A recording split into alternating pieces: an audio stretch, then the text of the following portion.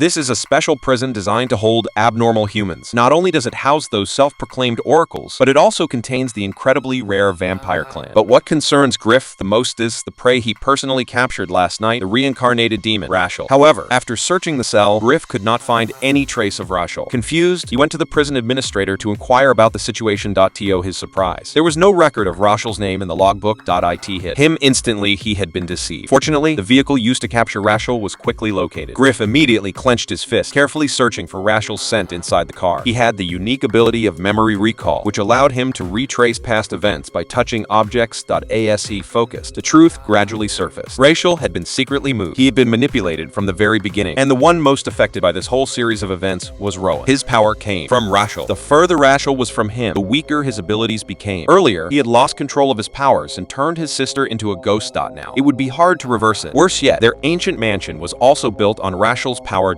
Once Rachel's power completely faded, losing the house would be the least of their problems. The real issue was that his two sisters might never come back. Rowan and Tanya finally agreed on a course of action. To save their loved ones, they would have to put the question of whether to kill Rachel aside for now. They sought out the family elder, hoping to use witchcraft to track Rachel's location. At the same time, they needed to figure out how to remove the demonic influence from Rachel. But as soon as they entered the room, they were met with an astonishing sight. It turned out that a demon was sealed inside a record player. The two elders had to take turns dancing with each other to prevent the demon from escaping. As they spoke, the hourglass ran out of sand. Elder Evelyn was actually close to 80 years old, but she had been using witchcraft to maintain a youthful appearance. Only during the shift change did her true face become visible. After hearing Rowan and Tanya's intentions, Evelyn said the answer was simple. They needed to go inside the record player. However, there were unknown risks involved. Rowan was about to take the risk, but the other elder advised him to take the record player back to the mansion. After all, that was Rowan's domain, and his power would be maximized there. But Evelyn refused to agree. Once something was lent out, it would be difficult to get it back. As they debated, Tanya, clearly annoyed by their hesitation, walked straight up to the record player, intending to use her telepathic abilities to communicate with the demon. Dulcos. It's hurting her. Dulcos. She had clearly overestimated her own abilities. With Rowan's powers weakened, he couldn't help at all. He had no choice but to call an ambulance and rush Tanya to the hospital. Several hours later, Tanya finally woke up from her coma. She had lost all memory of touching the record's core, but she knew there was something extremely terrifying inside. But Rowan refused to back down. That was the only way to help Rachel. As a mother, how could he give up? He returned home, and with the elder's help, he made a pact. Then, without hesitation, he drank the potion and headed to that mysterious, unpredictable otherworld.